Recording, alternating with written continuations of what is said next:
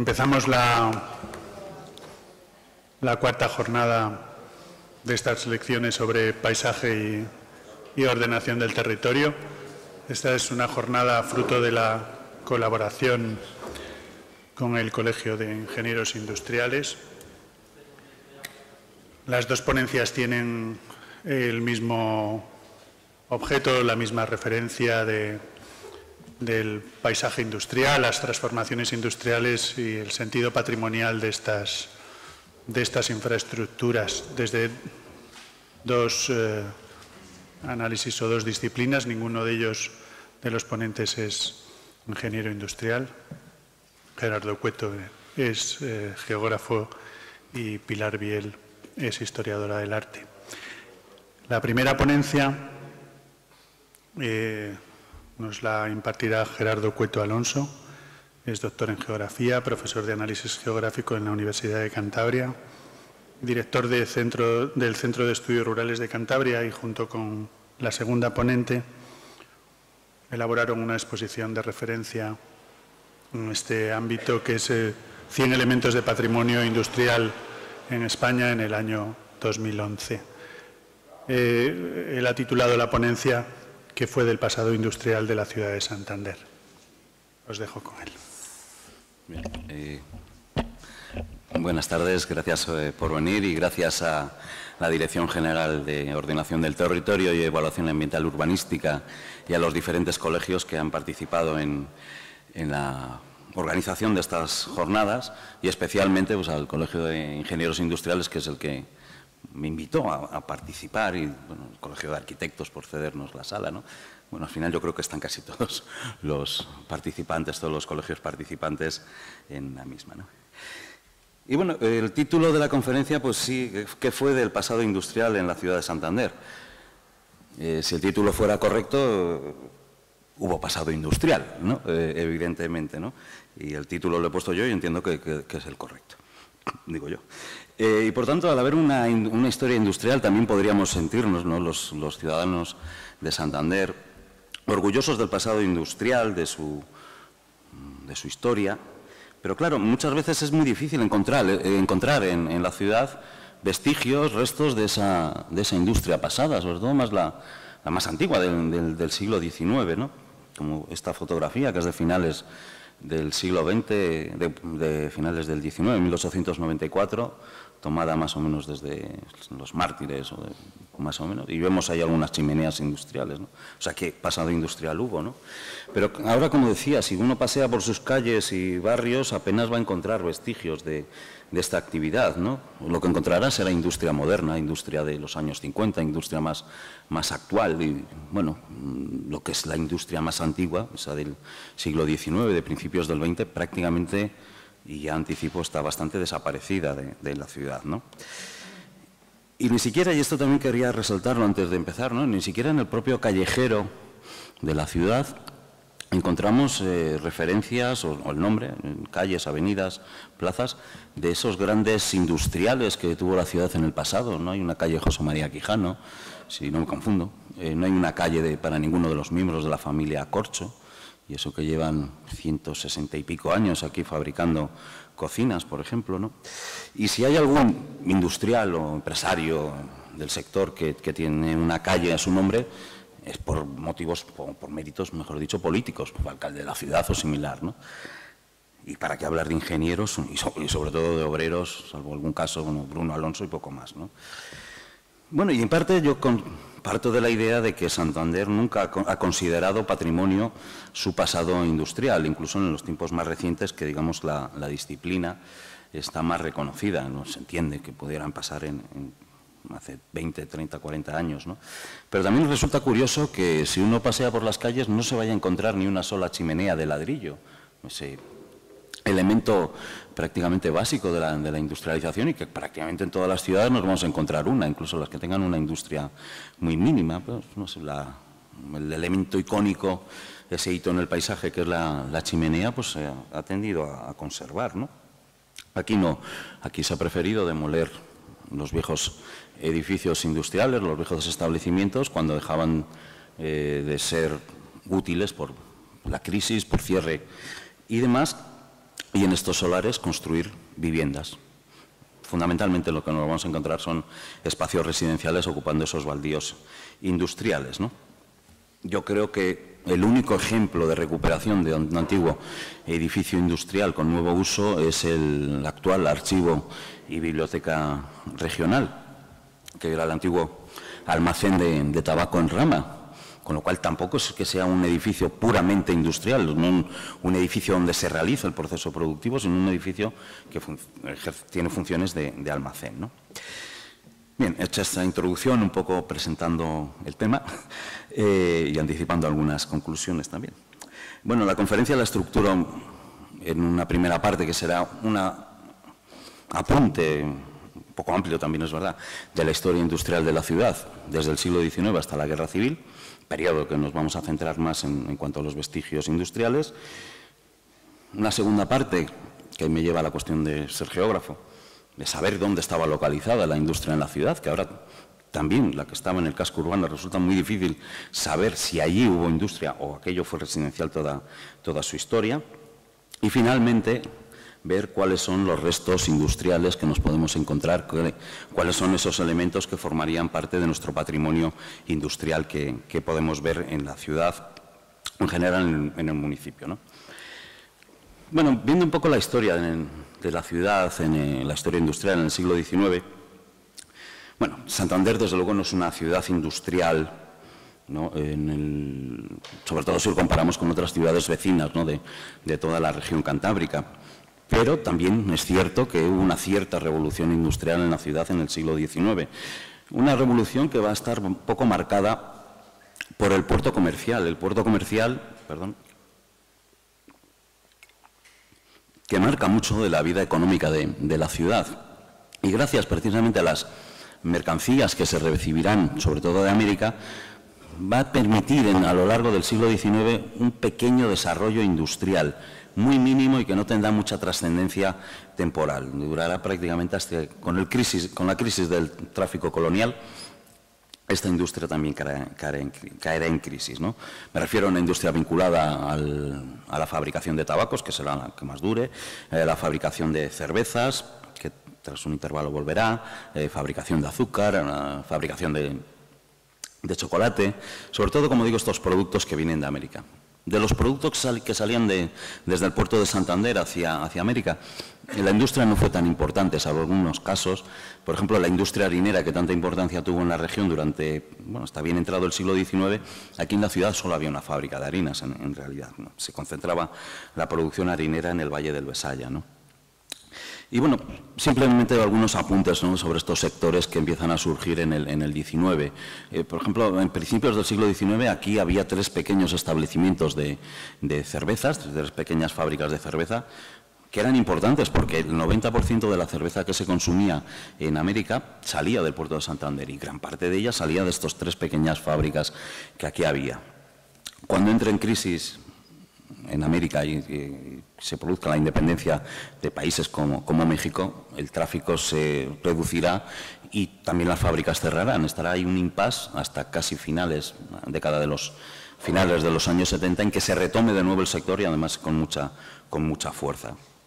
Otro sector también importante en el 19, que inicia en esas fechas, es la fabricación de tabacos. Desde que se produzca la descentralización por parte de la corona, se concentraba la producción en Sevilla y un poco en Cádiz y se decide que otros lugares, otras ciudades, sobre todo de la costa, puedan empezar a producir tabaco, sobre todo por cuestiones de costes de distribución y demás.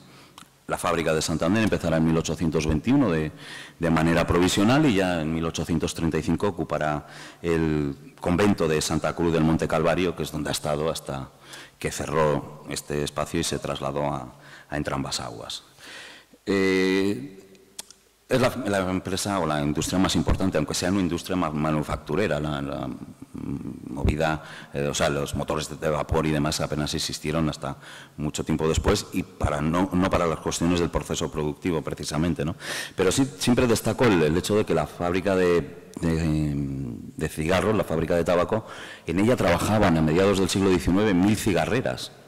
En una ciudad que tiene 25 o 30.000 habitantes como mucho, si consideramos que la mitad son mujeres por cuestiones demográficas obvias, nos encontramos que prácticamente 1 de cada 10, 1 de cada 12 mujeres, o 1 de cada 15, trabajaba en la fábrica de tabaco, incluyendo desde las más niñas hasta las mayores. O sea que el porcentaje en población adulta sería seguramente muy superior, ¿no? O sea, el valor social de la fábrica de tabaco será, desde luego, muy trascendente, ¿no?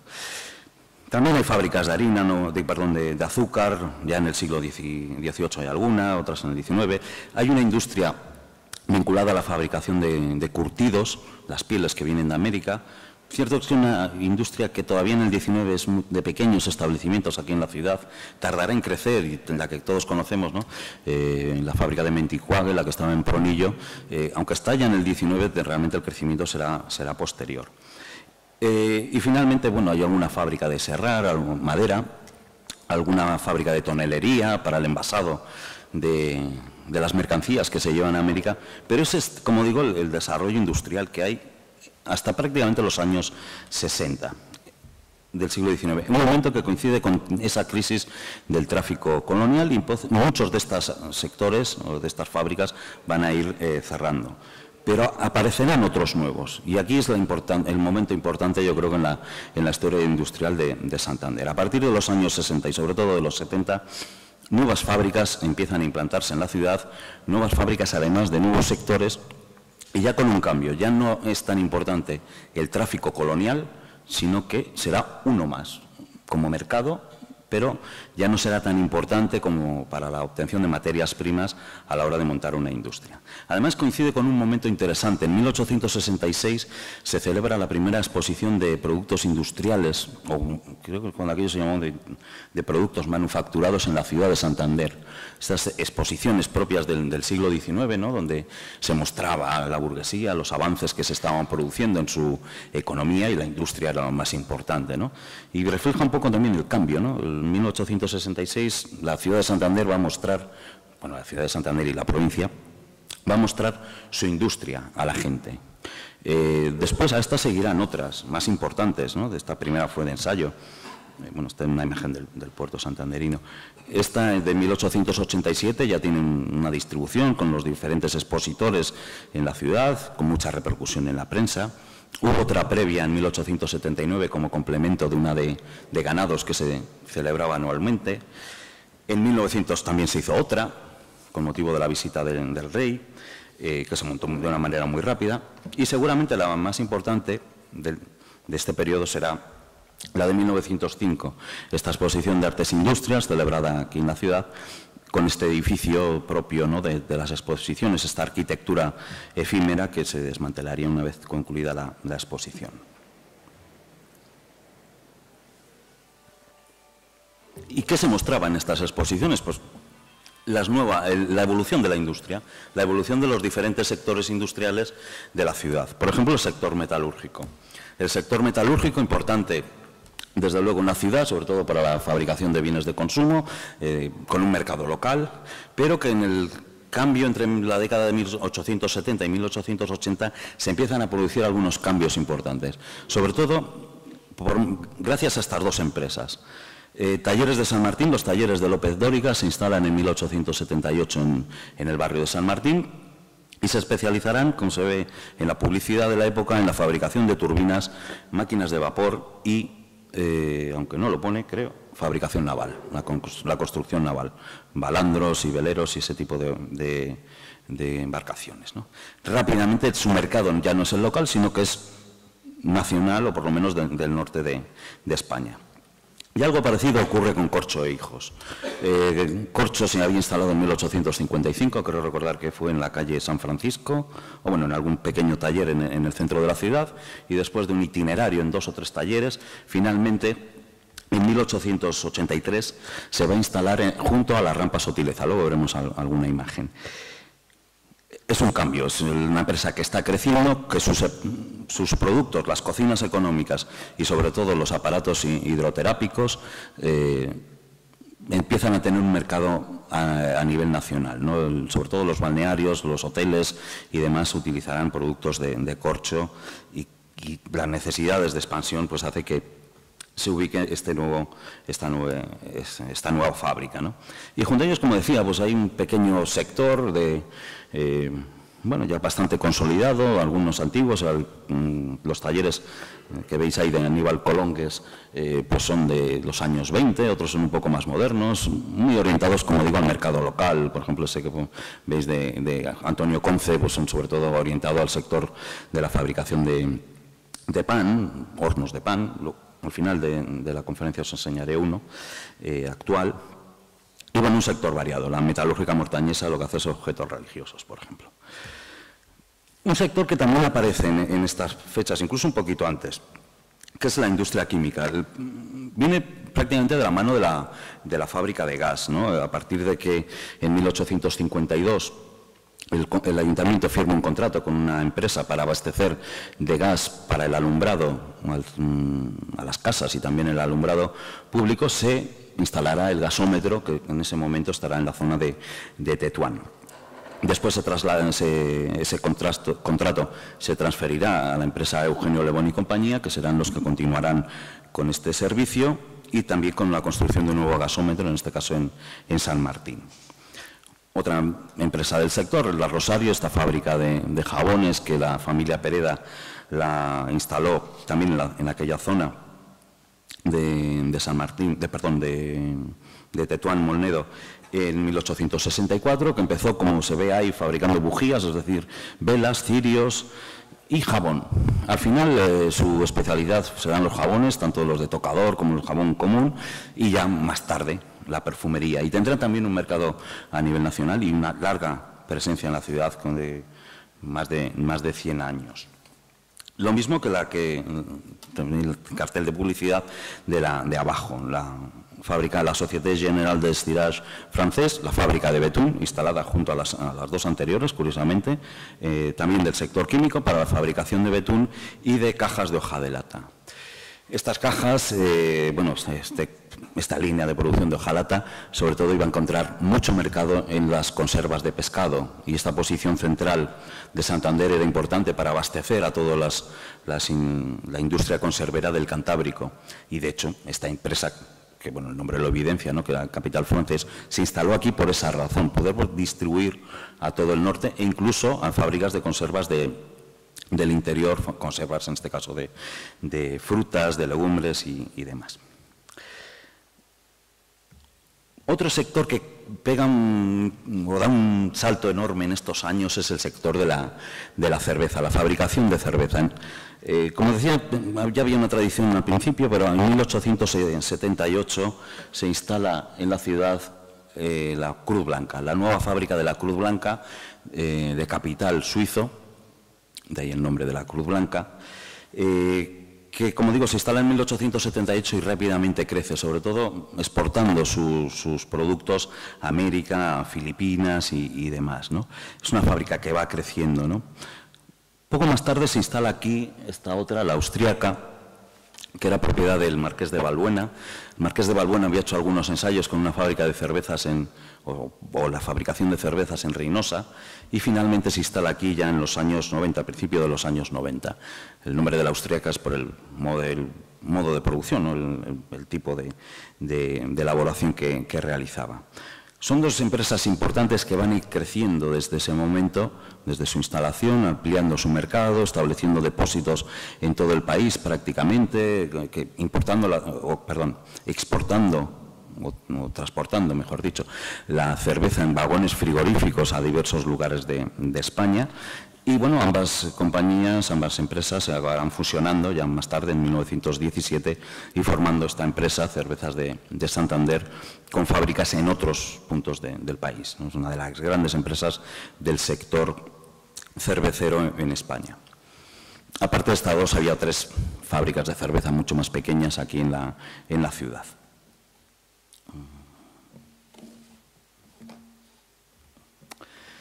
Y bueno, dentro del sector agroalimentario, para no extenderme mucho, pues hay otras muchas, como digo, en general orientadas al mercado local. Pues esa fábrica de La Colosal, cuya publicidad parece que es una fábrica grandiosa, todo parece indicar que era muy pequeñita, y probablemente la chimenea esta sea de la fábrica de al lado, pero bueno, esas ya son otras circunstancias. Una fábrica de chocolate y luego de achicoria y demás. esa otra que veis ahí, la Fama de Santander, que es una fábrica de chocolate en la calle Burgos, algunas fábricas de licores, ¿no?, como las dos de los hermanos Herrero, creo que eran hermanos, o por lo menos familia lo eran, o los Domecq, ¿no?, como digo, para abastecer sobre todo el mercado local, a la ciudad de Santander.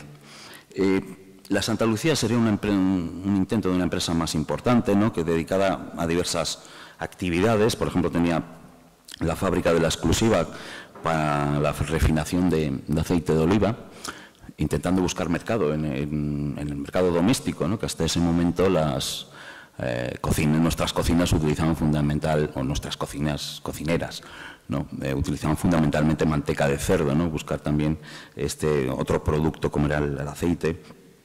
Tendrá una fábrica de pastas también, una fábrica de jabones, bueno, será muy variado, ¿no? Dentro del sector también, luego veremos alguna imagen, lo que pasa es que no tengo publicidad, en 1886 se instalará una fábrica de refino de azúcar en la zona de Molnedo, por parte de la familia Puig y Llagostera, que, bueno, que prácticamente cuando perdamos las colonias en 1900 cerrará. Y luego otras muchas pequeñas fábricas y demás en la ciudad. Por ejemplo, la compañía de maderas, que traía madera del norte de Europa y aquí se aserraba y se distribuía. Era una una empresa de capital noruego. La fábrica de curtidos de Mentigua, que continuaba. Esa Damieva y compañía, que era una fábrica de saquerío de yute. La harina se envasaba en sacos de yute para exportarla a América. Esa fábrica de pinturas de Francisco González, que sobre todo es especializada en pintura de barcos, y algunas otras que reflejan un poco la demanda urbana, el crecimiento urbano y el crecimiento también de la demanda de nuevos productos, ¿no? Son esas dos fábricas de mosaicos venecianos o mosaicos hidráulicos, la industrial de Venancio Valderrama y la cantábrica de Gracia y Barros, que tendrán una competencia muy divertida también en la prensa, ¿no? A ver quién era el que producía más barato y quién tenía una mejor calidad de los productos, ¿no? Y así entramos en el siglo XX. En el siglo XX que se va a producir un cambio, o mejor dicho, finales del XIX, se produce un cambio radical en la economía santanderina, que es la pérdida de las colonias, y con ello el desmantelamiento y la quiebra definitiva del tráfico colonial y, por tanto, de la actividad en el puerto. El capital acumulado en el puerto o en los negocios mercantiles y el capital que se repatria de Cuba o de otras colonias, el capital indiano, van a buscar nuevos lugares donde invertir. Y habrá una variedad de sectores importantes. La minería en esos momentos será uno que concentre gran parte de este capital. Los seguros, las compañías navieras. Pero sobre todo, pero también, no sobre todo, pero sí grandes inversiones se realizarán en la industria, ¿no? Y una industria que ya, evidentemente, ya no tiene ninguna relación con las colonias americanas y que va a intentar probar suerte, y en algunos casos con éxito, en nuevos sectores. Por ejemplo, en la siderurgia. Desde hacía ya décadas, pues prácticamente desde los años 80, en gran medida, en gran masa, se exportaba el mineral de hierro que se extraía de los montes próximos de la bahía de Santander, ¿no? Desde algunos círculos industriales, bueno, se veía esto con una cierta pesadumbre o tristeza, si se quiere, ¿no? Porque no creaba valor añadido en la ciudad. En realidad exportábamos el mineral tal cual y luego los británicos, los alemanes, pues en sus altos hornos lo fundían y nos vendían al final el producto a nosotros, ¿no? Siempre había ese deseo de crear unos altos hornos aquí, pero nunca había habido la decisión de realizarlo, ¿no? Y esto va a ser casi una necesidad para un empresario de Cantabria, José María Quijano, que en su fábrica de forjas de Buelna, en la fábrica de puntas y de alambre, fundamentalmente en esos años, pues tenía el problema de que la materia prima, la palanquilla, la tenía que comprar en la industria siderúrgica vizcaína. Y precisamente esos eran sus competidores a la hora de vender sus alambres o su cable o sus puntas, ¿no? Y bueno, la idea de montar unos altos hornos en Cantabria, próximos a la fábrica o no, pues fue lo que le llevó a reunirse aquí en Santander con las principales familias capitalistas de la ciudad y convencerles de la conveniencia de montar unos altos hornos aquí en la ciudad, o donde fuera, por esta zona. Así, los González Camino, López Dóriga, Huidobro, Alday, esas grandes familias conocidas de la ciudad, se decidieron sumar a esta aventura, ¿no? Y bueno, la fábrica se instalará finalmente en la Isla del Óleo, en unos terrenos que eran propiedad de un indiano, de Benito Corral, que también participará en la empresa, ¿no? En torno a estos altos hornos, como suele ocurrir, se va a generar un espacio industrial, un complejo industrial muy interesante, ¿no? De entrada va a haber una central eléctrica, ¿no? Con los gases liberados por la combustión del carbón se generará electricidad para la iluminación fundamentalmente de la fábrica, pero que también servirá posteriormente para proporcionar electricidad o proporcionar energía al tranvía que desde Molnedo circulaba hasta el pueblo de Astillero. Las escorias que se generaban en los altos hornos rápidamente van a encontrar un nuevo uso, la fabricación de cemento. Esta será la fábrica de cemento. Bueno, estos son los altos hornos, esta es la fábrica de cemento. Un cemento Portland, que bueno, fundamentalmente estará en manos de Nueva Montaña en los primeros años, aunque hubo unos ingleses también por aquí.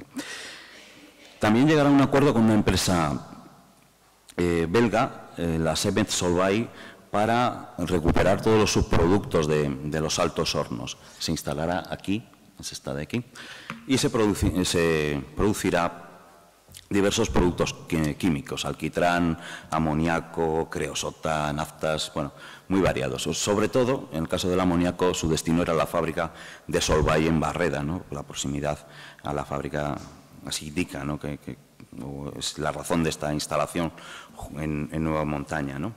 Y ya pasados los años, en los años 20, incluso se iniciará en un campo nuevo que era la fabricación de tubos para tanto la tubería de gas como el alcantarillado, conducción de aguas y demás, que será la fábrica que está en la parte posterior y que todavía existe, es Funditubo, ahora Saint-Gobain Canalización, ¿no? Además, un momento en los años 20 y que prácticamente todas las traídas de aguas y todos los sistemas de alcantarillado de España eran con tubo francés o con tubo escocés, no con tubo español. Había muy poquitas fábricas en ese momento, ¿no?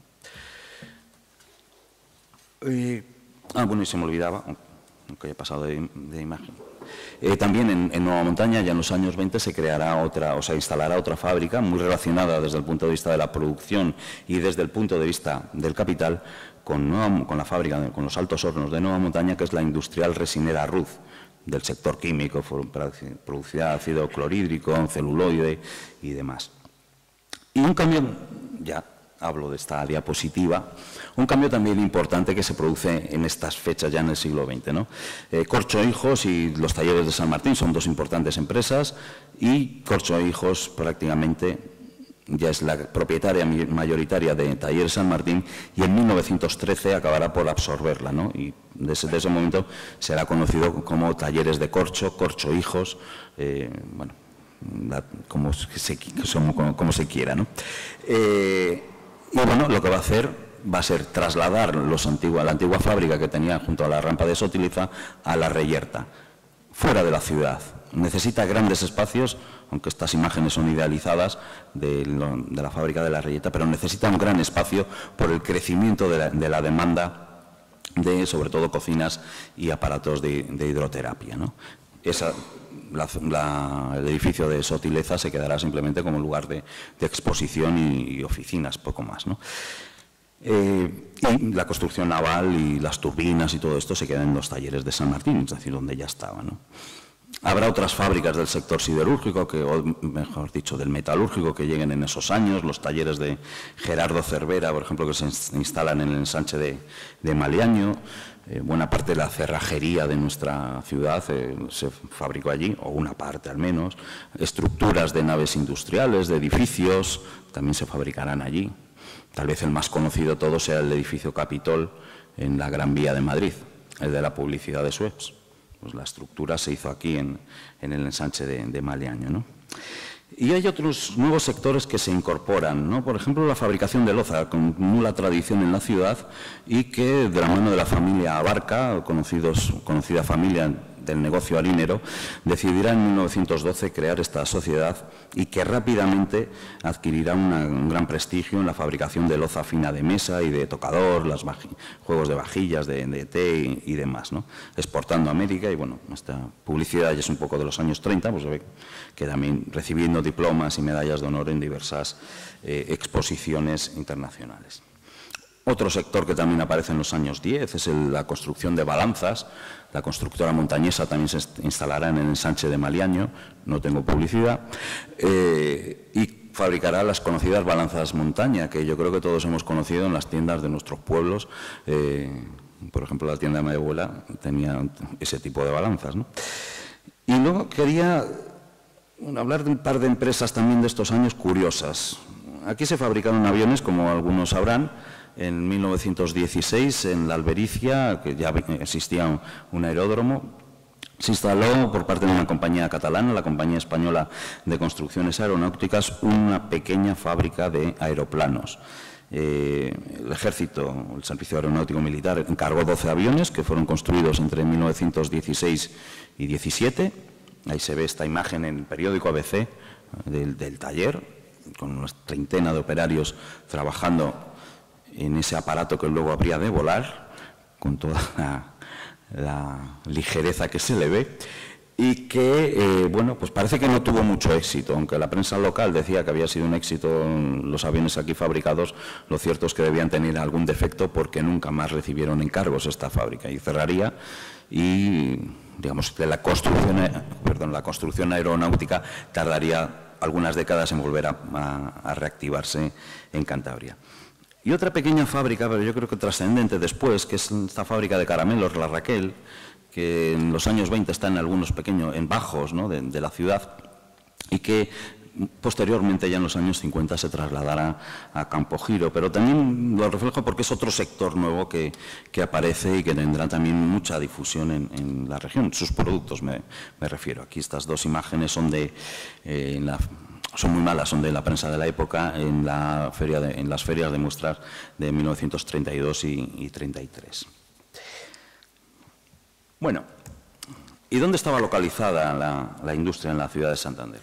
He de pedir perdón por la cartografía, que no existe, sino algún garabato sobre planos antiguos. Es algo pendiente todavía cuando esta investigación avance, pues hacer una cartografía correcta y lo más exacta posible de la industria en la ciudad de Santander, ¿no? Fundamentalmente, como cualquier industria, pues va a depender su localización de su proceso productivo, de si es contaminante o no, y de las necesidades de espacio para sus actividades, ¿no? Si habrá fábricas que puedan instalarse en los bajos de cualquier edificio, pequeños talleres, me estoy refiriendo, y otros que será o resultará imposible por las actividades molestas que pueda generar o por la necesidad de espacio, ¿no? Por eso, por una parte, viendo en el siglo XIX, este mapa, que es de 1865, refleja dónde están ubicados los 4 principales establecimientos industriales, si se quiere, casi hasta 3, ¿no? Como en la zona de Tetuán-Molnedo. Uy, qué mal se ve. Esto está en rojo en mi pantalla. Estará la fábrica de gas y está la fábrica de la Rosario, la fábrica de jabones. Aquí la fábrica de tabacos y los tinglados de Becedo, donde había diversas actividades industriales o por lo menos manufactureras. El resto de la industria en ese momento estaría ubicada en los bajos de estos edificios del centro de la ciudad. Pero bueno, hasta que lleguemos a localizarlos todos, pues por lo menos ver que los grandes edificios industriales, los que requieren mayor espacio, que tienen actividades más molestas, como la industria química, se localizan fuera del casco urbano. Y esta es la característica, ¿no? Una característica que se mantendrá incluso posteriormente, ¿no? Digamos que sobre este plano de 1911 se señalan estas 4 áreas industriales de la ciudad. Aparte de, como digo, pequeñas fábricas y talleres que pudiera haber en el casco consolidado, y un casco que también está creciendo y llegando a estos lugares, ¿no?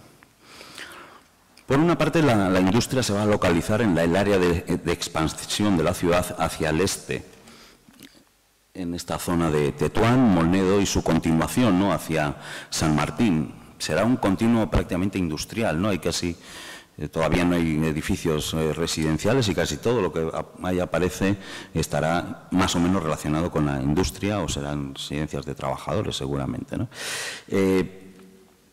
Otra zona de localización industrial son las vías de acceso a la ciudad, como ocurre en cualquier ciudad del siglo XIX. En este caso, la ciudad de Santander pues tiene la peculiaridad de que tiene una única entrada, ¿no? Desde el este, el oeste y el sur solo se accede por una vía, ¿no? Desde 4 caminos hacia la ciudad, es decir, un acceso desde el oeste.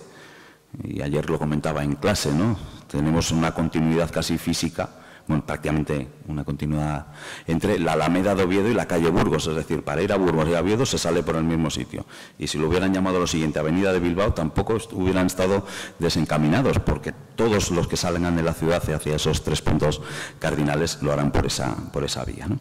Y en torno a esos accesos desde el oeste se ubicará la industria. A partir de 4 caminos se bifurca por la segunda Alameda, tanto en la calle Vargas como en San Fernando, y lo que hay en la calle Burgos, y lo que ahora es la calle Alta, pero que en su momento eran calzadas altas, paseo de calle Alta y Menéndez del Luarca, que no sé si sigue llamándose así. Eso será también otra zona de localización industrial, fuera, lógicamente, también del casco histórico. Y la otra zona, bueno, se me olvidaba, y lógicamente también en una zona alejada de la ciudad y que ni siquiera aparece reflejada en este plano, que es el barrio de Cajo. El barrio de Cajo también será una zona de instalación de fábricas, de industria en esos años. Y bueno, la otra zona, finalmente, retomando, la cuarta, que sería el ensanche de Maliaño. El ensanche, a medida que se vaya a ir rellenando, que lo hará de manera muy lenta, pues también va a ser el lugar de asentamiento de la industria, en esos terrenos ganados al mar. Con lo cual, pues, en cierto modo, es bastante lógica esta ubicación de la industria, ¿no? La industria, sobre todo, debe buscar terreno lo más llano posible, con lo cual el terreno ganado al mar, sobre todo en el Maliaño, en el ensanche de Maliaño y en la zona de San Martín también, pues es un lugar apropiado. Los accesos desde el oeste también son bastante llanos, dentro de lo que cabe, no hay mucha pendiente. Un poco lo de Tetuán tendría un poco más dudas, ¿no? Y explica que ahí se localiza la industria. Lógicamente, en la ladera norte, la ladera que va hacia el Paseo del Alta, hacia General Dávila, la pendiente es tan elevada que es normal que ahí no se instale la industria.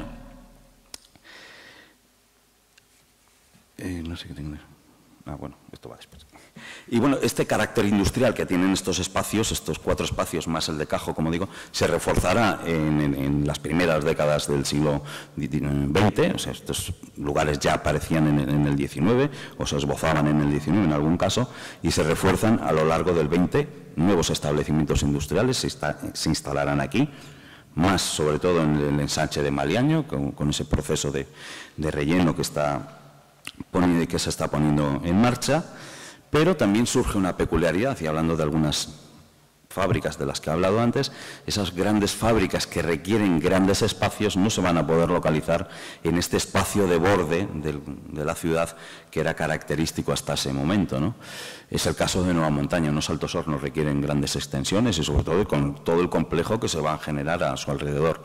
De ahí que acaben en la isla del Óleo. Se barajó incluso la idea de instalarse en Astillero. No sé en qué terrenos exactamente, pero así lo reflejaba algún estudio. La Ibero Tanagra, la fábrica de loza, se instalará en Adarzo, también en una zona alejada y sin tradición industrial siquiera, ¿no? Pero por la necesidad de espacio amplio, luego veremos alguna imagen de la propia fábrica, ¿no? O los nuevos talleres de corcho. Corcho se va a la Reyerta, es una zona que está en el borde del mar, una zona también que puede ampliarse, ¿no? Rellenando la zona de marisma, ¿no?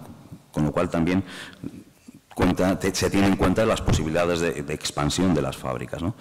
E incluso, si analizamos la historia industrial de Cantabria en esos años, en segunda década, en los años 20, grandes empresas como Cros, la fábrica de fertilizantes, o la Estándar Eléctrica, se localizarán próximas al puerto, que es lo que les interesa en ese momento, pero no se van a instalar en Santander, lo harán, en este caso, en Camargo.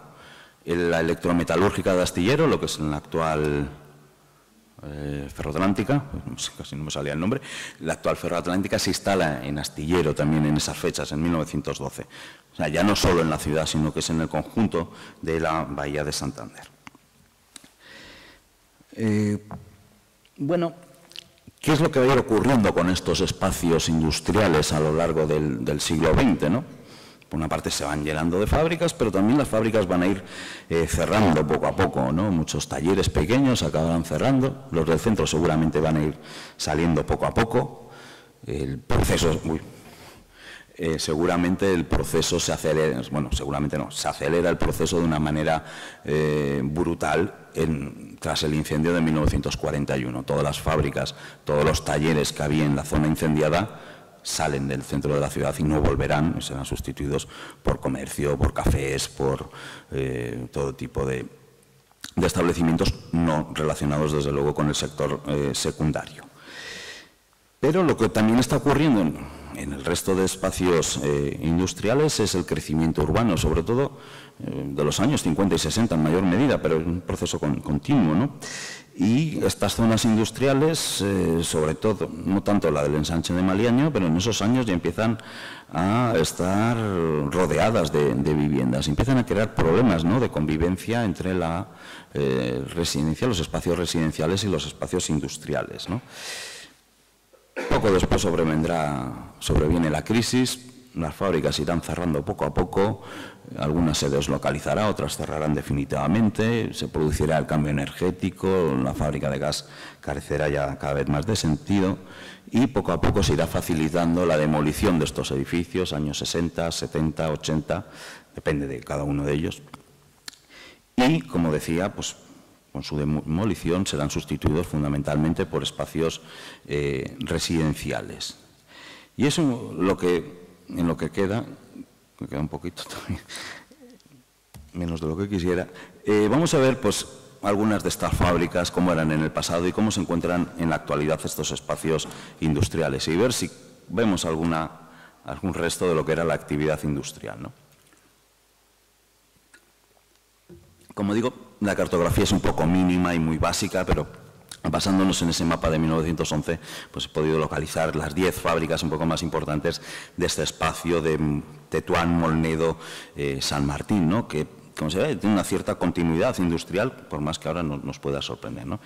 Hay la relación de fábricas, se ve bien.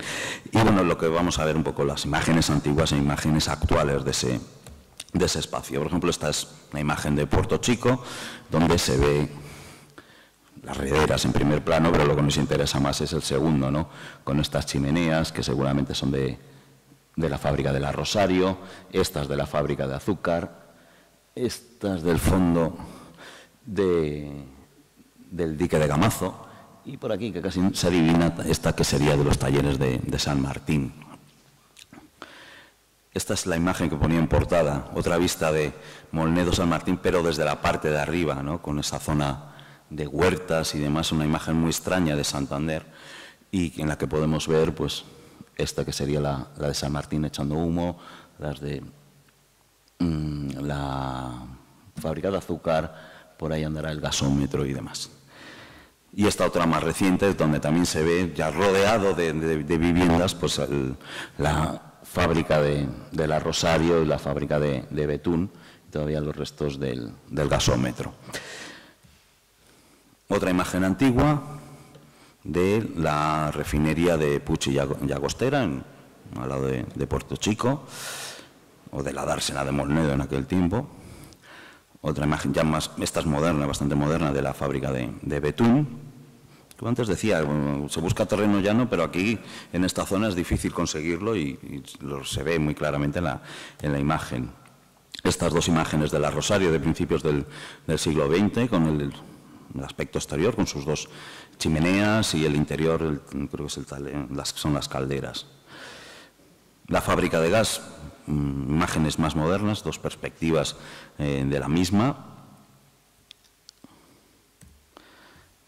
Y el dique de Gamazo, que todos conocemos, y los talleres de San Martín con su chimenea, y también se conserva la chimenea del dique de Gamazo. Esta se derribó en 1955, 57 o por ahí.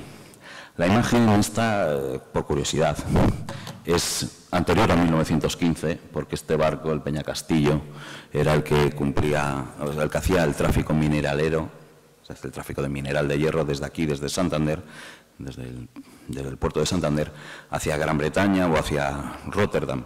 Y en 1915 los submarinos alemanes le lanzaron un torpedo o tropezó con una mina y creo que se hundió en esa fecha. Creo, aunque no estoy muy seguro. Supongo que si chocas con una mina no haya muchas posibilidades. ¿Y qué es lo que hay ahora?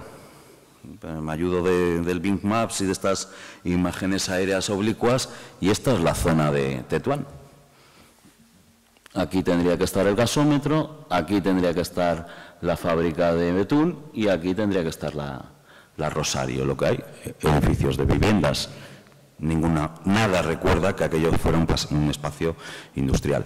Y si vamos por Tetón, tampoco mucho, ¿eh? Si nos vamos un poco hacia la zona de San Martín, pues nos encontramos lo mismo, ¿no? Lo que era la fábrica de gas, la segunda fábrica de gas, ahora es la Escuela de Marina Civil. El Palacio de Festivales y su aparcamiento está en los terrenos de astilleros de los talleres de San Martín y después los astilleros del Atlántico, y nos queda pues el dique de Gamazo, todavía ahí con la draga Loreto. Si posamos pie en tierra, ¿qué encontramos? Pues encontramos este muro, que si no nos explican que era el acceso a la fábrica de gas, pues nos quedaremos sin saberlo, ¿no? No tiene ninguna referencia ahí junto a la Escuela de Marina Civil. Lo que es muy evidente es el dique de Gamazo, fantástico. Por otra parte, con su caseta de bombas, como todos sabemos, ahora reconvertido en establecimiento de hostelería, y que podemos ver, gracias a eso, podemos ver las bombas, ¿no?, que se utilizaban para achicar el agua del dique, ¿no? De Cajo no tenemos prácticamente nada de lo antiguo, pero que nos queda muy poco de lo antiguo, nos quedan cosas más recientes, ¿no? En la imagen de la izquierda, ambas son de 1953, es decir, un poco recientes, relativamente. Esta es la fábrica de la Austriaca, la fábrica de cerveza, y esta otra es la fábrica de la Raquel, la de los caramelos. No he puesto tanto por esta fábrica, que es bastante reciente, es de los años 50, sino porque aquí al fondo se ven los talleres ferroviarios de Renfe, en Cajo. Tiene importancia este aspecto, ¿no?, porque en los talleres, que también está controvertido, puede que desaparezcan los más recientes, de 1955, es en esa zona, es una zona ferroviaria desde los inicios del ferrocarril aquí en Santander o en Cantabria. Ahí se puso en 1852 la primera piedra del ferrocarril de Isabel II, el ferrocarril que acabará yendo hacia Alar, ¿no?, de Santander a Alar. Y ahí es donde van a estar instalados los primeros talleres ferroviarios, es decir, de mediados del siglo XIX. Y ahora, 2018, tras diversos cambios y demás, los últimos talleres son de 1955, sigue teniendo esa consideración de lugar ferroviario, de espacio ferroviario. Y con la posible reordenación ferroviaria en algún momento, eso pueden acabar siendo derribados. Pero bueno, significar esto que en Cajo, pues la Austriaca no nos queda nada, lo de Renfe es más, lo ferroviario es más actual, y luego, bueno, mantiene desde luego el carácter industrial. Todos sabemos que ahí es donde está la fábrica de Teca. También hay que significar que el carácter proletario de esta zona, a principios del siglo XX, se va a ver acrecentado porque en esa zona también habrá minas de zinc y de hierro, ¿no?, con lo cual la población obrera en esos momentos debió ser muy importante en la zona, ¿no? Las minas después cerrarán, pero bueno, ahora están convertidas en el parque, no sé cómo se llama exactamente ese parque que hay ahí. Pero bueno, las galerías se sellaron y demás, pero las minas evidentemente existieron, ¿no? Bueno, antes hablaba de la Austriaca ocupaba este solar. que ahora todos conocemos, estas viviendas junto al hospital de Valdecilla, ¿no? Un cambio de uso también. Aquí lo mismo. Nadie puede recordar que hubo una fábrica prestigiosa de cerveza de la ciudad. Talleres de Renfe, con lugar destacado la rotonda y la placa giratoria, ¿no?, como elemento más destacado del conjunto, pero como digo, son de los años 50. Vamos a otra zona, la calle Alta y la Alameda, también el listado y más o menos la ubicación aproximada de las diversas fábricas de Cruz Blanca, de las diversas fábricas de fundición, tanto en la Alameda como en la calle Burgos, en lo que eran los tinglados de Becedo, antiguamente, en ese momento yo creo que ya no. Y luego, lo que no he localizado muchas son la situación exacta de las de la calle Alta y de Calzadas Altas, ¿no? Es fábrica de tabaco, sí, que aparecen todos los mapas, pero ahí, por ejemplo, tengo por aquí, había también una fábrica de cristales, una fábrica de curtidos, otra fábrica de fósforos, pero hasta que no hago un análisis fino y saber el número de la calle y saber con cuál se corresponde, con qué edificio se corresponde, pues están ahí, pero no sé exactamente dónde, ¿no? Y bueno, algunas imágenes, en este caso en la calle San Fernando estaba la fábrica de aceites de linaza de Braulio Bustelo, que es de finales del siglo XX. Todos conocemos la portada de entrada de la Cruz Blanca, ¿no? Bueno, todos conocemos por fotografía, yo nunca la vi. Derribaron esto. Hay que tener valor, lo tuvieron. Y con lo típico, no con el barril, con la bandera, o sea, con la cruz blanca de la bandera suiza como símbolo o emblema de la empresa. Una empresa que estaba en la calle Burgos, en los Bajos, eran la fábrica de mosaicos de Valderrama, la industrial. Esta es la imagen del catálogo, de un catálogo, y los diversos diseños de mosaicos que realizaban en este punto, ¿no? Vamos a la calle Alta, los restos que tenemos en la actualidad, que son prácticamente los restos que tenemos de todo este conjunto, ¿no? Porque casi todo ha desaparecido, pues son los restos del convento, ¿no?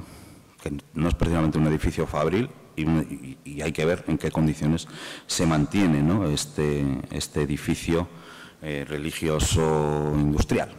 Prácticamente las monjas y las cigarreras estuvieron al mismo tiempo, año arriba, año abajo, más o menos. Y vaya dos caracteres más diferentes, por otra parte. Ahora, como sabéis, la parte más moderna se derribó y ello nos ha permitido ver, ahora, desde el aparcamiento que ahora se ha generado antes de que se construya, por ver la trasera de este convento, con los edificios que tenían un uso productivo, yo desconozco para qué utilizaba cada uno, y he permitido ver esto. Esto es un elemento que tendría que conservarse cuando se haga toda la remodelación y afianzarlo, ¿no? Esto es un horno. Un horno que, bueno, una compañera, Carolina Castañeda, que ha hecho su tesis sobre las fábricas de tabaco, la pregunté. Yo he hecho la foto el domingo, porque no tenía fotos de lo nuevo y no lo había visto. Y entonces la pregunté que qué sería esto. Y según me ha comentado, esto sería un horno donde se quemaba el tabaco o las hojas que se desechaban, ¿no? Supongo que esto habrá que investigarlo más. Además, me enseñaba una imagen de un horno muy similar en la fábrica de tabacos de Coruña, que se utilizaba con ese fin.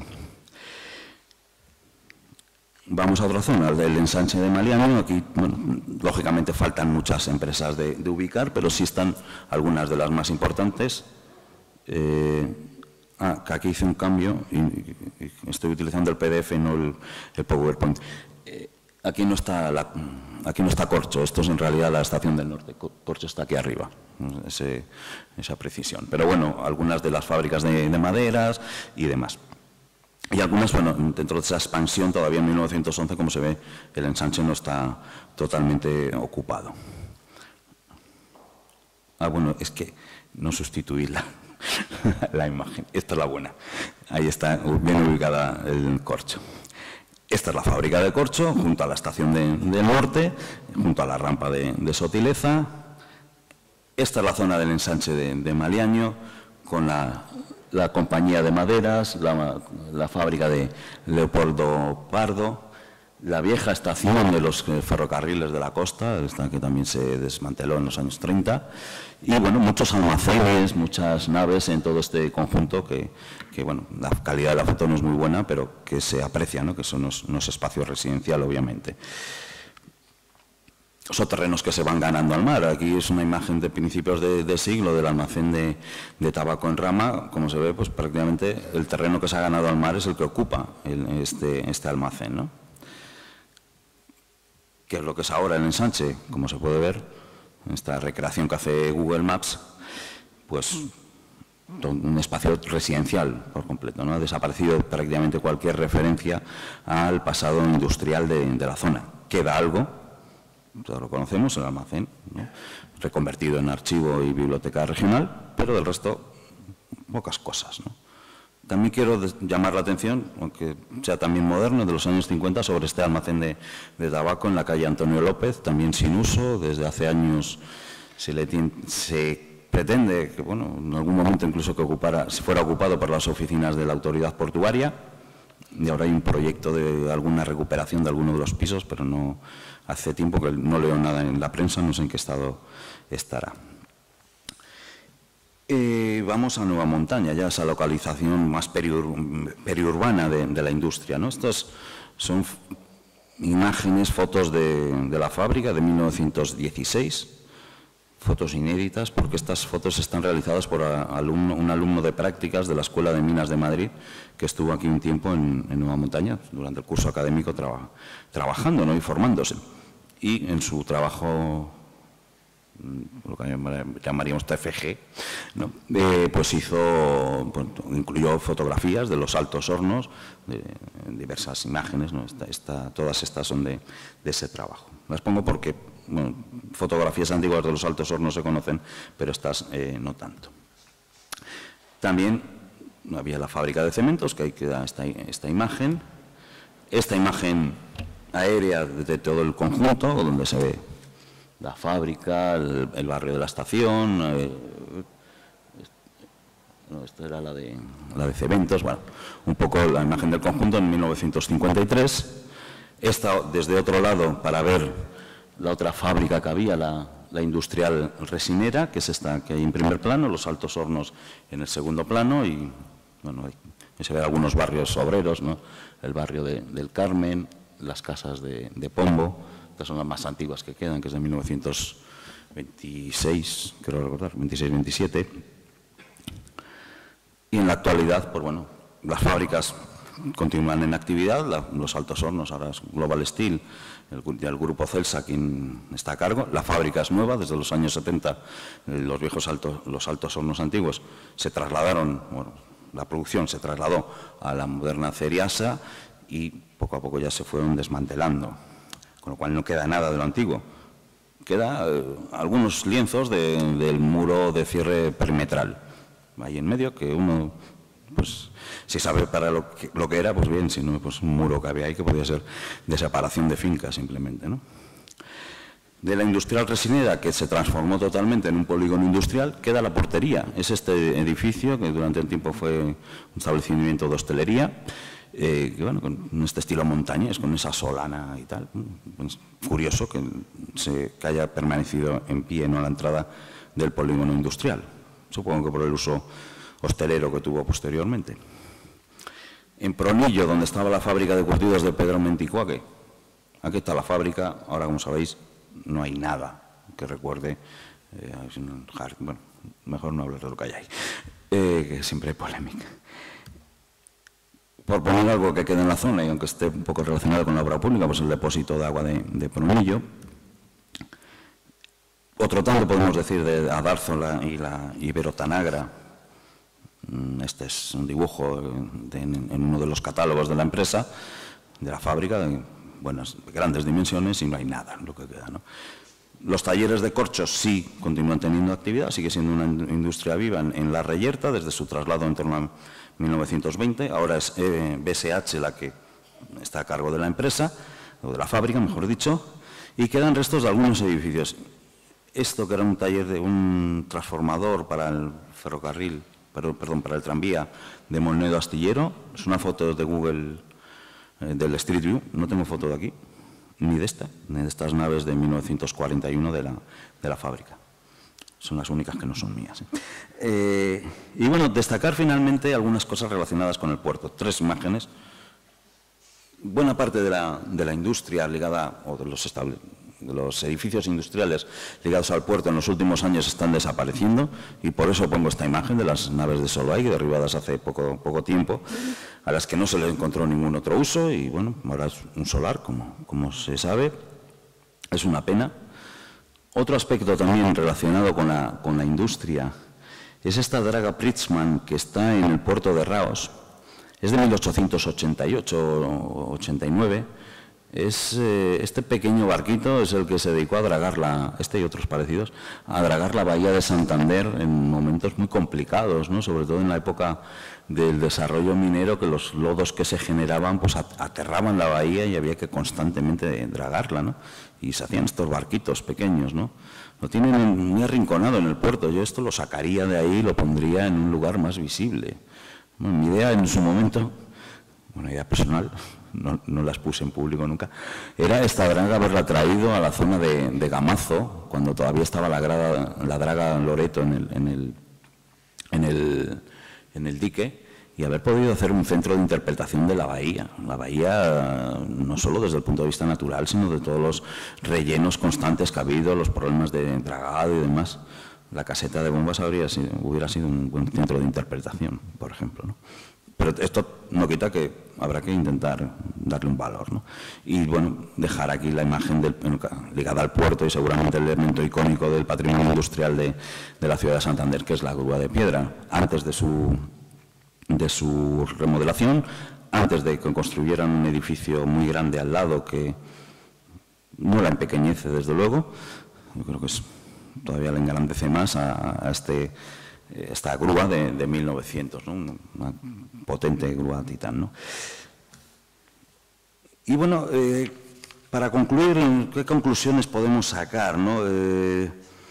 Evidentemente, poco he podido enseñar del patrimonio industrial, de lo que queda, ¿no? Por lo menos del patrimonio industrial inmueble.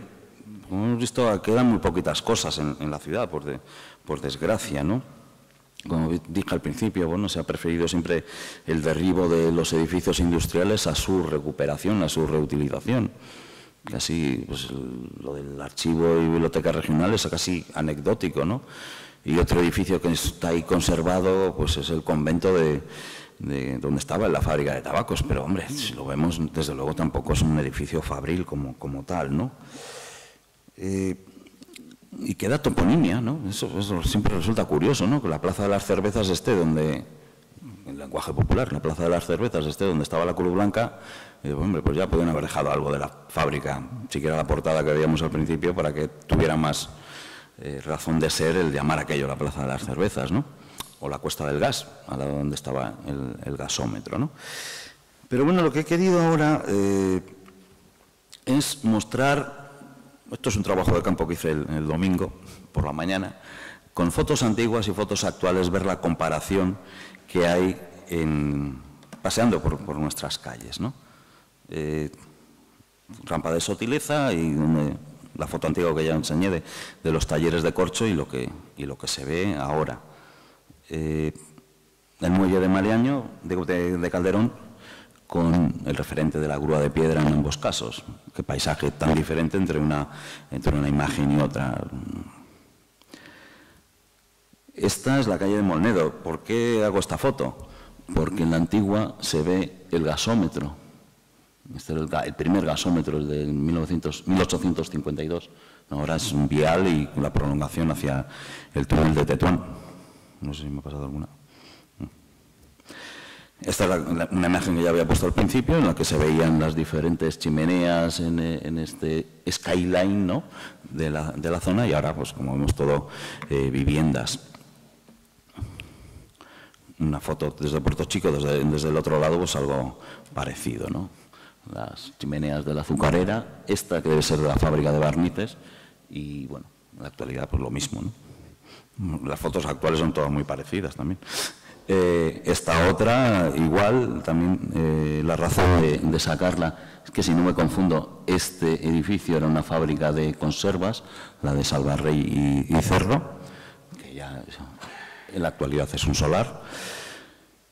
Esta otra de Puerto Chico, pues lo mismo, con las chimeneas al fondo del dique de Gamazo y de talleres de San Martín y demás. Esta que se ve también la azucarera, bueno, la chimenea, mejor dicho, está tomada prácticamente desde el mismo ángulo. Esta también. Esta, que es la fábrica de azúcar de Puig i Llagostera, la refinería montañesa. Esta foto ha de ser de noviembre o de enero de noviembre de 1890 o de enero de 1891, pues la gran nevada que hay en esos años en Santander. La fábrica cierra en 1900 y abrió en 1886. No hay más nevadas, o sea que debe ser esa, ¿no? Y la imagen actual. También, bueno, aparte de la fábrica, pues se ven al fondo pues toda la zona de San Martín, también industrial, ¿no? Una perspectiva parecida de la misma. Bueno, aquí lógicamente se me olvidaba, ¿no? En la imagen de la izquierda nos falta toda la calle Castelar, todo el frente de los edificios de la primera línea, ¿no? de la ciudad, ¿no? Todavía hay alguno pequeño, pero todavía nos falta todo lo demás, ¿no? Y aquí en esta es lo mismo. Y bueno, algunas del dique de Gamazo desde diferentes perspectivas. Esta se ve a la derecha el gasómetro, hoy se ve el Palacio de Festivales, aquí se ven los talleres de San Martín, hoy se ve un aparcamiento, no se ve la chimenea tampoco de la caseta de bombas, lo mismo, otra perspectiva de lo mismo, otra más y otra más. Creo que ya no hay más, ¿eh? Bien. Bueno, es un poco un juego, ¿no? El ver estos cambios que se producen en la ciudad, ¿sí? Pero bueno, un par de cosillas ya para ir finalizando, ¿no? Resulta curioso, por ejemplo, que pasemos por algunas ciudades, por otras ciudades o por otros pueblos y nos encontremos máquinas fabricadas aquí en la ciudad de Santander. Y estos son dos turbinas fabricadas en los talleres de corcho que en Araya, en este pueblo de Álava, están colocadas en puntos estratégicos de la ciudad, a modo de esculturas urbanas.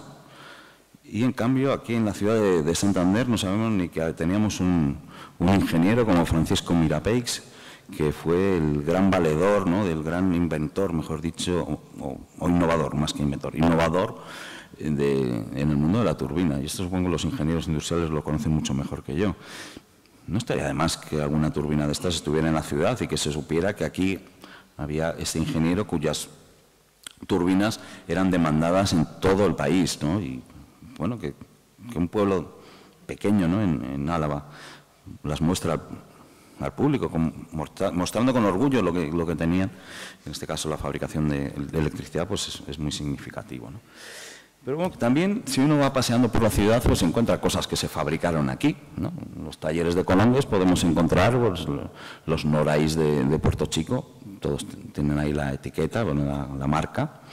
Algunos registros, en este caso de traída de aguas, aunque no se ve muy bien, pero ponen talleres Colongues. El kiosco de música de los Jardines de Pereda, con la fundición de hierro se realizó en los talleres de corcho. No enfoque muy bien la cámara y no se ve del todo bien, pero pone Corcho Hijos Santander. De los talleres de Roviralta tenemos 4 farolas en nuestra ciudad y creo que se puede leer. Aquí pone Fundición de F. Roviralta, Santander, 1901. Estas 4 farolas que están ahora en la Plaza Juan Carlos I, 2 en Numancia y una cuarta, esta en la Alameda, son las 4 farolas que se colocaron en 1901 en lo que se llamaba con aquello el muelle de la Naos, lo que conocemos popularmente como la Plaza de Farolas. Estas son las farolas y se fabricaron aquí en la ciudad y tuvo una gran repercusión en la prensa por el tiempo que tardó Roviralta en fundirlas, ¿no? Tardaron meses, demasiados meses, y salían constantemente en la prensa qué pasa con las farolas de este hombre que no acaban de instalarse en donde deben, ¿no? Y luego en otros lugares de la región, ¿no? Las dos columnas que veis en la parte de arriba son de la plaza del Ayuntamiento de Reynosa. Una es fundida por Corcho Hijos y la otra por los talleres de Roviralta. En la parte superior derecha hay un horno de pan. Este está en la posada de la Gándara, en Udías, y está fundido en los talleres de Conce. Abajo a la izquierda una turbina de corcho, en este caso en el Centro de Interpretación del Camino de las Harinas de Pesquera. Y las dos últimas, también de corcho, están en la casa del Marqués de Valdecilla, ¿no? Esa casa museo visitable, que hay que poner los dos productos también estrella con las turbinas de corcho, las bañeras esmaltadas y las cocinas económicas. Y están en esa casa, ¿no? Reflejando pues la calidad también del producto. Y bueno, en casas particulares pues nos encontramos con vajillas de la Iberotanagra, con cajas, estuches de la fábrica de Betún, botellas de la Cruz Blanca, que se pueden adquirir en mercadillos y demás. Esto es mío, ¿eh? Lo de la izquierda sí lo compré, precisamente en el mercadillo de la Plaza de la Esperanza, bueno, cuando estaba en el túnel. Y las otras, que es de la Iberotanagra, ¿no? Con el mambrú tan característico de la empresa. Y lo de la derecha son 3 botellas de Cruz Blanca que evidentemente por su aspecto se nota que no se han comprado, ¿no? Estas son trabajo de campo y encontrarlas en vertederos y ese tipo de cosas que uno visita cuando va buscando espacios industriales, ¿no? Y bueno, para finalizar, ¿no? Y a modo de conclusión, pues bueno, uno no entiende, ¿no? Cómo una ciudad como Santander no tiene en consideración este pasado, ¿no? Ya que se sienta orgullosa que podría ser, ¿no? Y en cambio, por ejemplo, sí siente con orgullo, por ejemplo, otra actividad económica, como fueron los baños de ola, ¿no? Que casi son contemporáneos o coetáneos, ¿no? El desarrollo del veraneo en el Sardinero y el desarrollo industrial en el resto de la ciudad, ¿no? Y dos actividades económicas tan diferentes, pero que desde luego, si algo caracteriza a la industria, seguramente es el aspecto social, en comparación sobre todo con lo otro, ¿no? La ciudad, los vecinos, su entrada a las casas de baño y demás estaba en muchos casos vetada, sino físicamente también por temas económicos, ¿no? Y en cambio, ¿cómo es posible que eso lo valoremos más, ¿no? Que nuestra historia industrial, una historia en la que nuestras generaciones precedentes, nuestros antepasados, padres, abuelos, bisabuelos y demás trabajaron, ¿no? Cómo lo cotidiano parece que no le prestamos tanto valor y que forma parte seguramente más de nuestra historia o de la historia de nuestros antepasados que lo otro, ¿no? Y bueno, pues muchas gracias por su atención.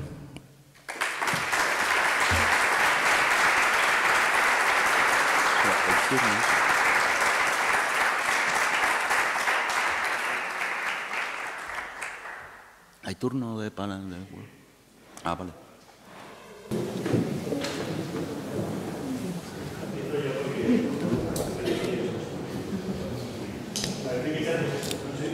Hablas con nostalgia de esa imagen y la chimenea. La verdad es que a mí me parece que las estructuras industriales en los centros de las ciudades han desaparecido y se han derribado porque tenían que desaparecer y se tenían que derribar. Yo creo que son espacios, además en las épocas en las que hubo que las espacios residenciales conquistaron los espacios productivos eran absolutamente incompatibles. Tampoco esas estructuras industriales eran de ninguna naturaleza como para soportar los nuevos usos residenciales. Las edificaciones tampoco, no sé si hay alguna de valor, no sé si la fachada de la Cruz Blanca tiene algún... No sé, yo no... La verdad es que la nostalgia que has manifestado por no tener una chimenea de ladrillo o que alguno de los edificios industriales se hubiese conservado para no sé qué uso. Santander yo creo que tiene otros, no sé, otras angustias derivadas de su historia urbanística, que no es precisamente el que se hayan respetado los espacios industriales, que ya te digo que generalmente no tendrían una trama urbana suficiente como para haberse respetado, vamos, digo yo.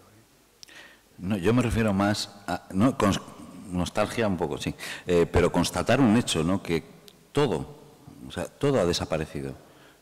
No se ha pretendido en ningún momento reutilizar algún edificio, conservar algo, ¿no? Y hablo de la chimenea sobre todo por el tema icónico, ese hito que en muchos casos están totalmente descontextualizadas en muchas ciudades, dentro de urbanizaciones, dentro de plazas, aparece una chimenea allí y preguntas a los vecinos y ni siquiera saben de qué fabricaban allí, ¿no? Pero sí que digo un poco que sorprende que no se conserve absolutamente nada. Incluso en el caso de Nueva Montaña, los barrios obreros han desaparecido. El barrio obrero de la estación se construye a la vez que la fábrica.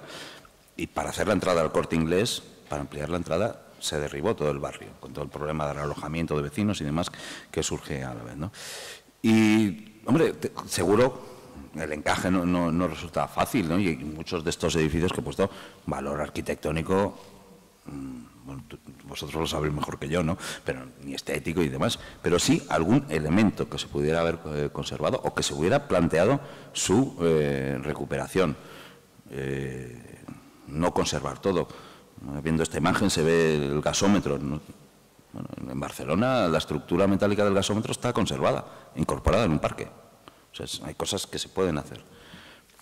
No digo que sea lo más sencillo, que igual necesita más la ciudad, la Escuela de Marina Civil, seguro, pero que igual hay maneras, que es lo que siempre desde el patrimonio industrial, o los que defendemos esto, de, bueno, tener una cierta consideración de que se puede conservar ese elemento y construir lo que tú necesites para tu ciudad. Quisiera claramente contradecir la intervención de Fran.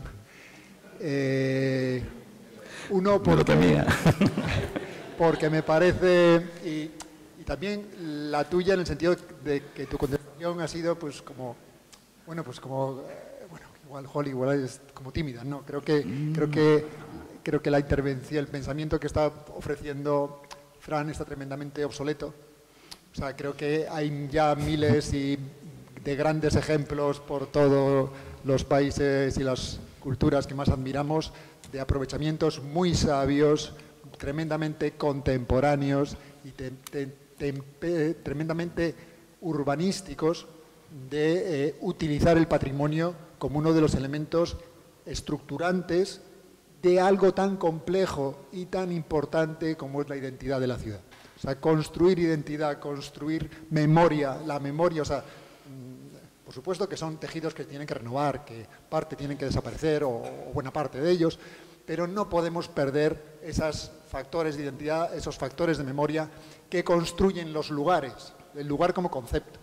Y no te digo yo el problema de las periferias, el concepto de identidad y de definir un carácter a esos lugares, pues es decisivo, porque si no quedan unos no lugares, que es lo que muchas veces tenemos resultado y que cuando te pones a excavar, a excavar digo en el sentido de investigar o de conocer la memoria de los lugares, resulta que han pasado muchas cosas y que hay muchas cosas de las que esos territorios, esos lugares, o esos paisajes se podría haber aprovechado y se podría haber dotado de carácter y de razones por las que sentirse identificado con el lugar e incluso orgulloso del lugar. Y por supuesto que los lugares tienen una historia social y una historia...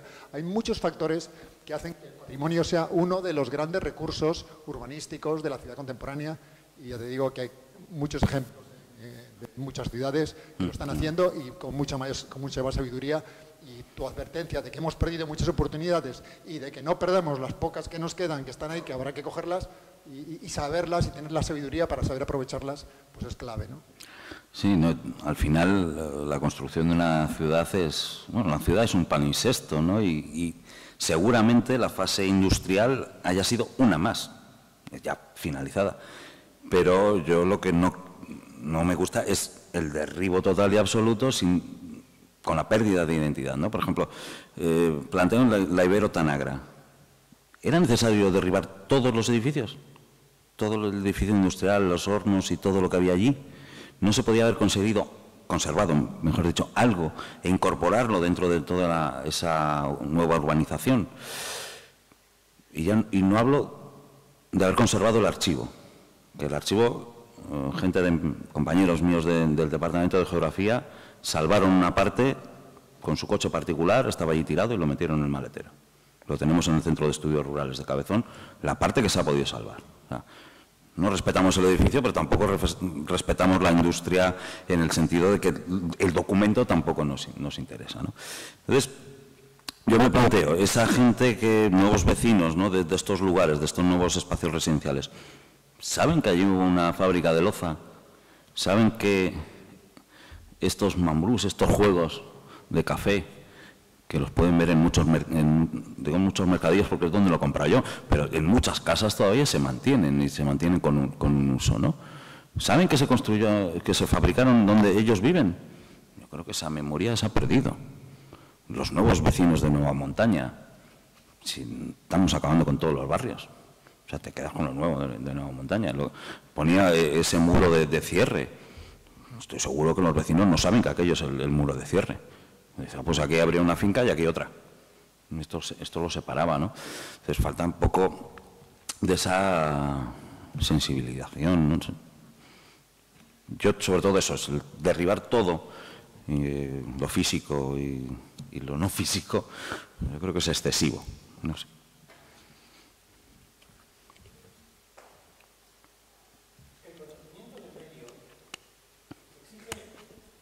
Reparar un poco más en lo que tenemos, aún asumiendo que ha habido piezas, pues la Cruz Blanca, esa portada, que merecían su conservación.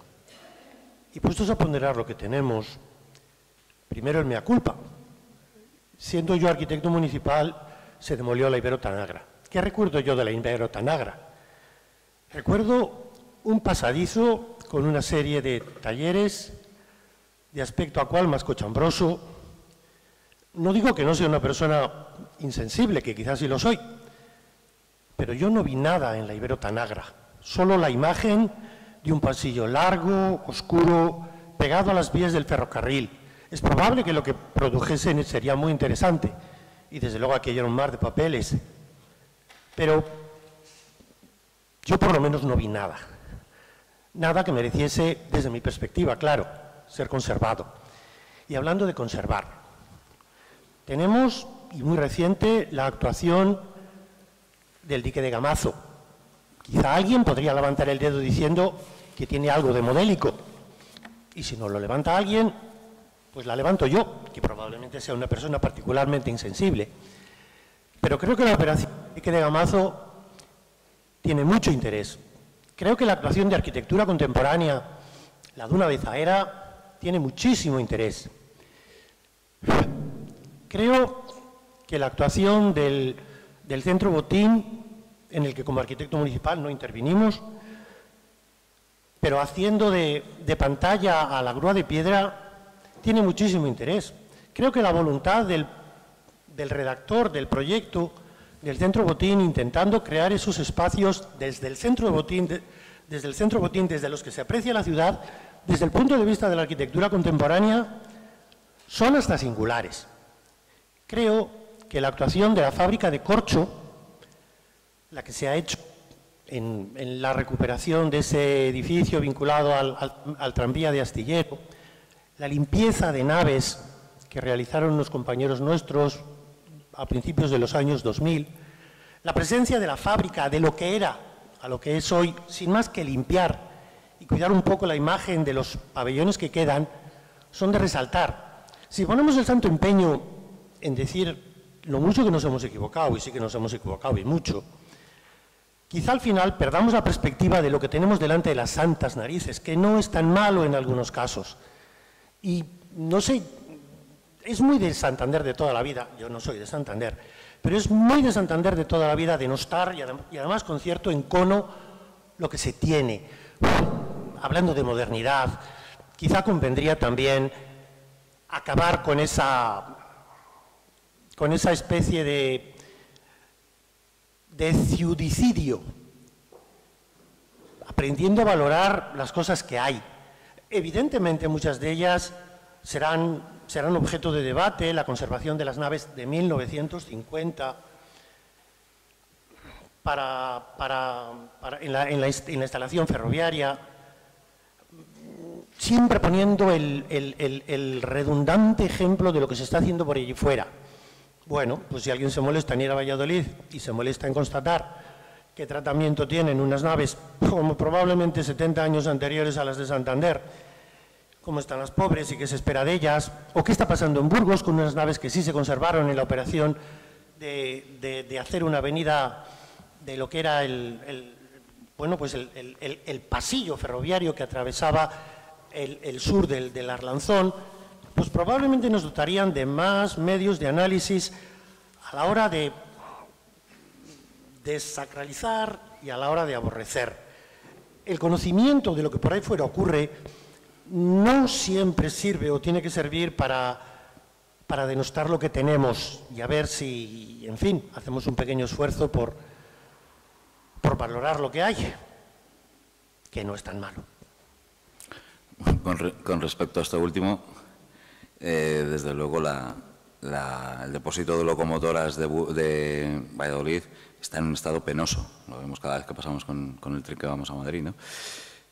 Y no por ello no tenemos que cejar en nuestro empeño de la gente que estamos en la defensa del patrimonio industrial en buscar un nuevo uso, como las naves, como el depósito de locomotoras, como la rotonda de Burgos. La rotonda de Burgos, que es el mismo diseño, un poquito más pequeña, hay creo que hay una nave menos que el de aquí de Santander, se recuperó ya hace años como lugar de la música, lo llaman el hangar. Hay espacio para ensayo de grupos jóvenes, hay estudios de grabación y sala de conciertos. O sea, y estamos hablando del mismo edificio, o sea, de la misma arquitectura, es un modelo igual.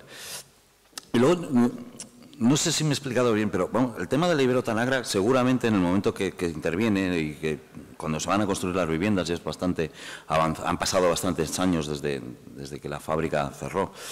Pero muchas veces lo que pretendemos en cosas de patrimonio es que en el momento que cierre la fábrica también haya una labor de mantenimiento, ¿no? Si tenemos unos hornos, si tenemos unas chimeneas, lo que sea, si deja de tener un uso, el deterioro se va a acelerar de una manera rapidísima. Antes de que se declare en ruina, pues habría que intentar algo para su conservación. Y no estoy hablando de conjuntos, ¿no? Seguramente de elementos puntuales y demás. O sea, claro, uno va y lo que ve ahora, pues bueno, hay muchas fábricas y demás, ruinas y dices, esto hay que tirarlo, ¿no? Es que no a nadie se le ocurre conservar cuando te quedan cuatro hierros, ¿no? Pero a mí es que siempre se me ocurre el mismo ejemplo. El cargadero de Horconeras, cuando se hizo la autovía, estuvo a punto de desaparecer. Hoy es un símbolo de astillero, lo tienen en los carteles de entrada, saludando a los visitantes del pueblo. Eso, ahora, en 1994 lo querían tirar y estaban de acuerdo el gobierno y la oposición municipal. Se mantuvo una parte. Se hizo el túnel y se mantuvo. Pues muchas veces hay bueno, lo que consideremos de valor, que por eso también tenemos, luego Pilar comentará cosas al respecto, ¿no? Pues los inventarios, la catalogación, saber el valor de cada uno de los edificios. No somos, aunque somos un poco radicales, no es que queramos conservarlo todo, pero somos conscientes de lo que hay, que hay cosas que tienen interés y que antes de que el proceso de deterioro vaya avanzando hay que intervenir en ellos, para que no ocurra lo que decía, ¿no? Que llegas y dices, si esto se nos está cayendo, ¿qué puedo hacer aquí? ¿Cómo voy a conservar? Si al final lo que voy a hacer es restaurar algo que igual no tiene ni el valor industrial que tendría anteriormente, ¿no? La idea que... Pues viene a ejemplificar, digamos, un contexto de instalación industrial. a la que, si existe algún tipo de valor, vamos a llamar artístico, por muy denostada que esté la palabra, en sus instalaciones, en principio no se aprecia. Nos encontramos con una ciudad que crece, a veces a demasiados trompicones, pero que crece. Desde el punto de vista del planeamiento, ¿qué buscamos para Ibero-Tanagra? Buscamos intentar repetir el modelo del Cierro de Aleixal. No nos sale. No hay manera. Bueno, pues ya que no podemos resolver el tema con unos aprovechamientos y con unas edificabilidades tipo Cierro de Aleixal, ¿a qué confiamos la operación?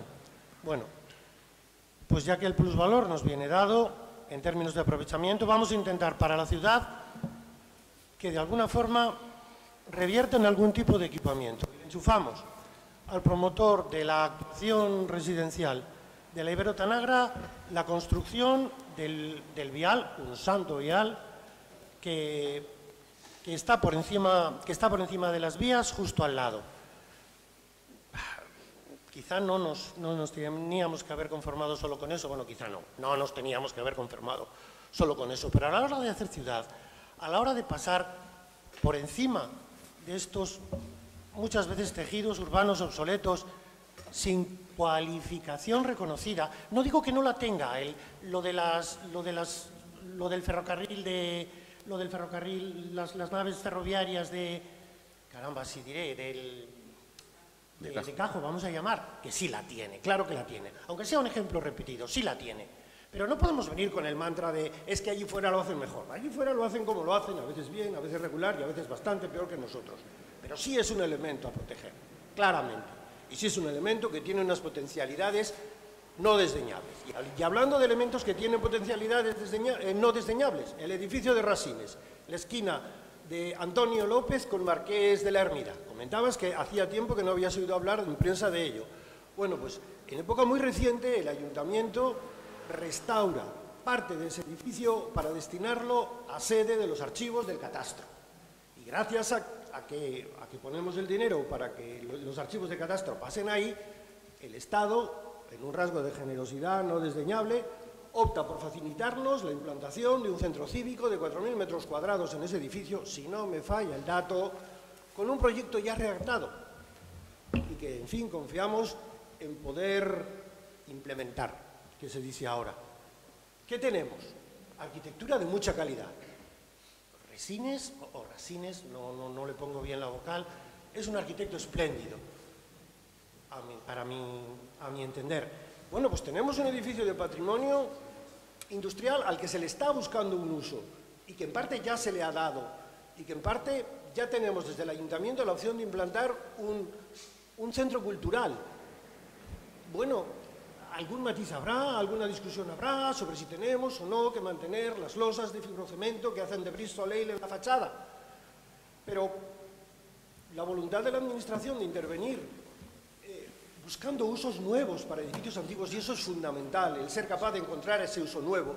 No tenemos patrimonio, ningún país lo tiene, excepto Alemania, probablemente en alguna actuación en el Ruhr, que recuerde su pasado industrial, pero ninguna administración a mi nivel lo tiene para estabilizar ruinas. Si no somos capaces de buscar el uso, es un caput clarísimo. Y puestos a hablar del tema de actuaciones, digamos, más radicales, que las hay, que ya he dicho que hay naciones que se lo pueden permitir en aspectos de pasado industrial. Hay una página que aquellos que estén interesados por intervención en tejidos urbanos debieran conocer, que se llama Urban Public Space, vinculada al Centro de Cultura Contemporánea de Barcelona, que se dedica a organizar concursos bianuales con actuaciones en el medio urbano ceñidas a Europa. Hay ejemplos cojonudos. De la última jornada hay una intervención en una zona en Essen, en el Ruhr. Lo que pasa es que, claro, la historia industrial del Ruhr a nuestro nivel es absolutamente apabullante. Pero bueno, hay un ejemplo de un alto horno, Solverein creo que es Unión Aduanera, entonces, bueno, pues será de la época de Bismarck el asunto, pero que han decidido, llegó como llegó a época relativamente reciente, y han decidido conservar toda la estructura de aquello en plan pasado industrial reutilizado, lo han llenado de árboles y bueno, pues ahora está entre las 25 propuestas que optan al premio de las 400 o 500 actuaciones que se han presentado. Pero ese tipo de actuaciones, no tenemos ese pasado. Habría que ver lo que queda del Ruhr después de los bombardeos ingleses y americanos y después del desmantelamiento de la industria siderúrgica y de todo el entramado minero que había allí. Pero allí sí ha habido una voluntad, en un contexto muchísimo más ejemplarizante y con una administración muchísimo más potente que la nuestra, digamos, de alguna forma, de meter capas de barniz a la ruina, por utilizar en fin, una expresión que no pretende ser peyorativa, sino descriptiva, y llenar aquello de árboles, intentando de alguna forma evitar el proceso de deterioro, porque tiene su riesgo el pasar por aquellas estructuras, y bueno, dejar un recuerdo de lo que fue, pero insisto que si no somos capaces de dar usos nuevos a estos edificios, y reconozco una vez más que el hangar de los ferrocarriles de Cajo tiene unos potenciales de uso acojonantes. Si no encontramos uso para eso, señores, no podemos hablar de conservar un patrimonio que, bueno, pues que ya no me extiendo más porque esto es un poco excesivo. Un apunte. Los talleres de Cajo tienen un uso muy fácil, que es Museo del Ferrocarril, como se viene reclamando desde hace muchos años.